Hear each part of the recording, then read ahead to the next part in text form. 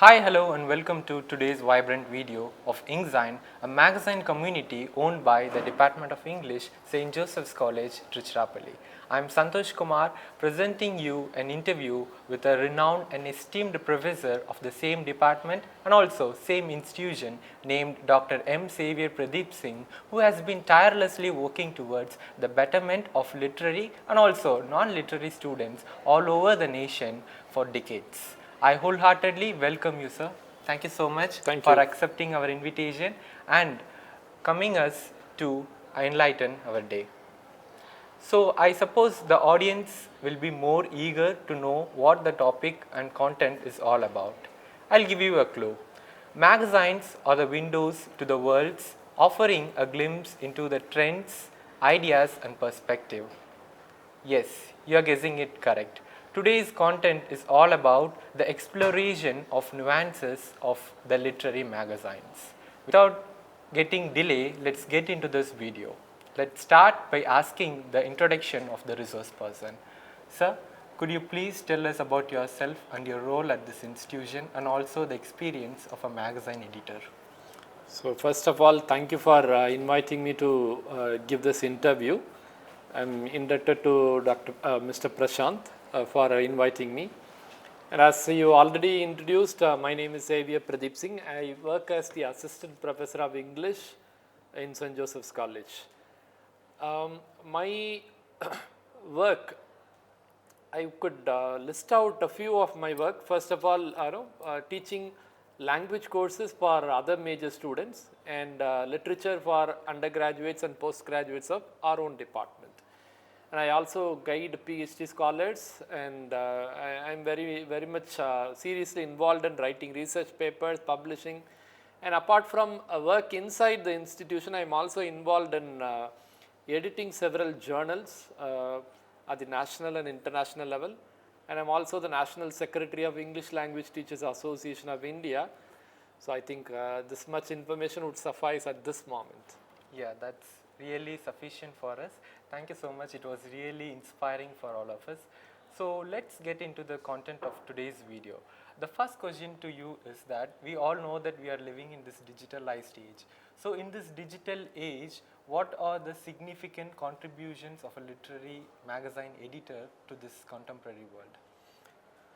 So first of all, we need to have we need to consider this question: do we really need a literary magazine in the age of in digital age?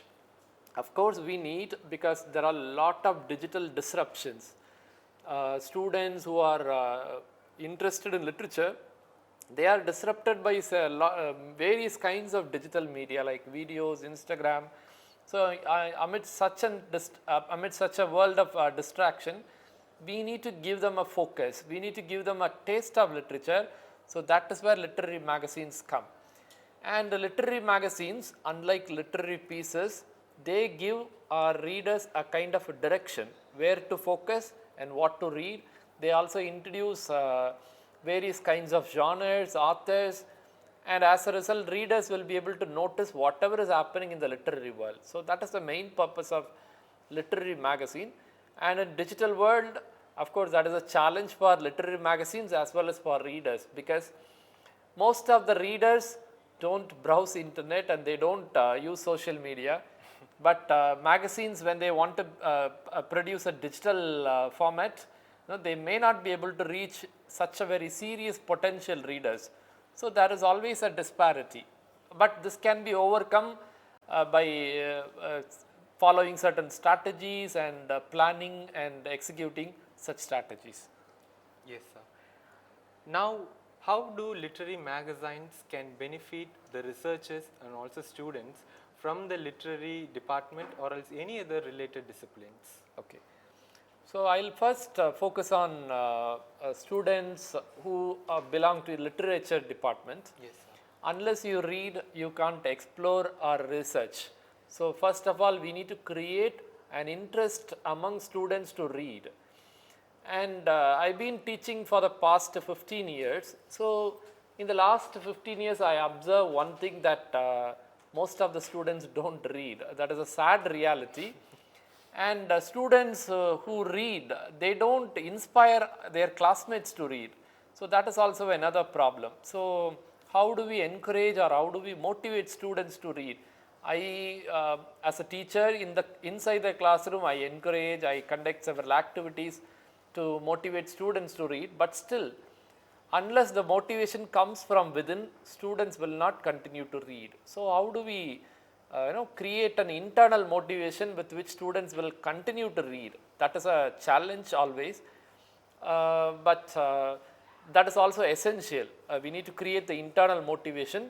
Apart from academics, are students benefited from reading literary work? So that is a question. We need to make students realize or feel the benefit that they get out of reading. So this is where literary magazines can come into, play a crucial role. So when literary magazines, when they introduce an author or what is happening in the literary world or some trends or a new literary work, students will start, it is at the surface level reading. Yes, sir. But when they explore various areas in literature, naturally, they will start, finding their own taste in literature in a particular genre or a trend. That way, they will be able to discover their own path. So that is how literary magazines can help literature students. But for other students, they may not be very much seriously interested in reading serious literary works. So in such cases, we can introduce popular fictions and also creative writing. So other major students who may be interested in writing, so for them literary magazines can give a platform for publishing their own creative works. So that's how literary magazines can help both literature and non-literature students. Yes, sir. Actually, from your answers, I can boldly believe that you started spitting over the truths. You said that students are not at all reading nowadays. It's a reality. It's a real thing that happen nowadays. It was really good to know about the details which will help us to get into the literary magazines. So the next question to you would be like, have you ever observed the role of the literary magazines evolving around this particular digitalized age? This is a question which requires me to think about the history of magazines. Yes. So the printing press came into existence around 15th or 16th century. So since then, there are many attempts to bring out periodical publications. Earlier, they were just a publication of books in serial format, but around the 18th century, if you study social history of England or history of any country for that matter, you will come to an understanding that in the 18th century, people wanted to start literary magazines, but running a literary magazine is a challenge. It is not a joke. It is a challenge because you need to sustain the energy to keep it continue for a long time. So many renowned writers like Samuel Johnson or other writers, they all start a magazine and they stop it after 2 or 3 years because they may not have financial resources or intellectual resources or support from other people. But now we are in the digital age. I already mentioned that it's a challenge in digital age because people who are seriously interested in reading, they may not browse internet or they may not be on social media. As a result, digital literary magazines may not reach potential readers. So in order to cater to those who browse the internet, so you only have to make digital survivors. I mean, people who are interested in technology or people who are using social media. Among them, you need to create interest for reading. So that is another challenge. So gradually, you need to create an interest among the digital users. So the format, the content, and also the periodicity of literary magazines will vary. Unlike the print magazines, these will be completely different. So the periodicity, the content, and the mode are also the kind of genres that you include in the literary magazine. So that is what an editorial team needs to consider. Yes, you're really correct. And when it comes to literary magazine, we must be focusing on the content creation also. So I am a person who always believe that students are always having the tendency to go for the easiest way. So they always find a strategy or else tactics. So when it comes to this way about our content, what kind of strategies do you use for sourcing and selecting content for the magazine? Are there any specific criteria or themes to be selection? Of course, we need to have several criterias and also themes. So this comes from my own experience as an executive editor of a magazine called Cuckoo. From 2009 to 16, I was the executive editor of that particular magazine.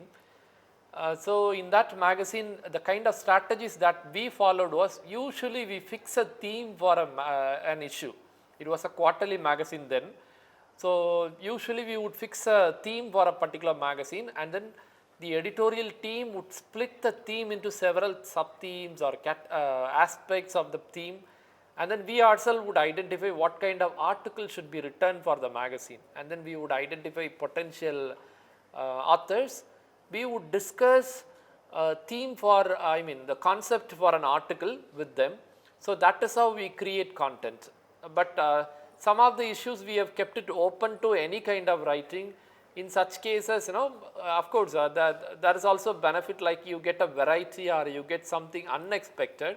So that also happens when you keep the theme open to everyone.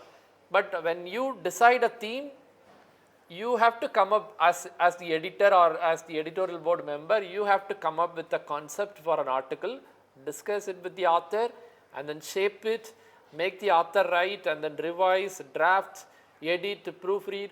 So it is a long process, but at the end it is worth doing it, because when the final magazine reaches your hand, you will be so happy as if you have delivered a baby. So such a kind of enjoyment will be there in the process. You learn more than your readers. So that is what happens when you create content for your magazine. I can really comprehend that your experience speaks here a lot. So we must always give contribution for the submission also. Yeah. So what kind of steps should the faculty and students do for the process of submission of the literary magazines? Submission from authors, that is often a challenge. The reason is two things. One, our students do not know what to write about the content. They may not know what topics to write. The reason is they are not very good readers. So we need to teach our students the format, the structure of an article. And apart from that, the language aspect, the editorial team needs to help the students because they may not be an expert or they may not be able to write the kind of style that is required for the magazine. So the editorial team obviously needs to sit with the author and edit or fine tune the particular article. That's really a valid point, sir. Thank you so much.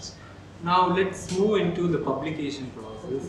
Could you please make us to walk through the publication process? The publication process depends on the media that we choose to publish our journal, magazine. I have run both print and online journals. So when I ran the print magazine, we wanted to circulate it. They have the maximum impact because of the visual appeal. You can touch it, you can, it is long lasting. You have explained everything about the magazine production. At last, the final part, the conclusion of questions would be by asking you, what are the steps to increase the readership? Okay. So readership is crucial for any magazine because without consumers, the product that you produce will go waste. So you need to have maximum number of readers. So from my experience, we conduct associated events. Say for example, if there is a birth anniversary of a writer or death anniversary of a writer, we celebrate, and there would be an associated article in the magazine. And you can post quizzes in social media related to your magazine, related to the content that is published in your magazine. and you can also conduct now and then you can conduct some lectures or some interactions, some follow-up activities. So that will keep your readers engaged. That way you will be able to increase your readership, and again you need to get a maximum visibility. Keep on posting about your magazine in social media, and also whenever there is a platform available, you have to go and you have to introduce your magazine. In my case, we would go to any conference or seminars that happen in nearby areas, and we would get a slot for 2-3 minutes, and then we would address the entire audience about the magazine. So that way we would get some subscribers and readers. And there are several literary events happening these days, book exhibitions, where also you can introduce your magazine and get maximum number of subscribers and readers. So that will increase the readership. Yeah, it really makes sense when you answer with a lot of knowledge and everything. Thank you so much for your valuable insights and information.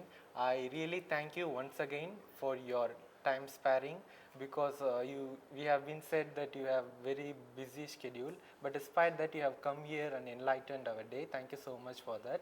We really love to vibrate your hands once again with another episode. Until that, this is Santhosh Kumar signing off happily. Thank you so much for lending your ears and watching this video. Thank you so much. Have a fantabulous day. Thank you so much.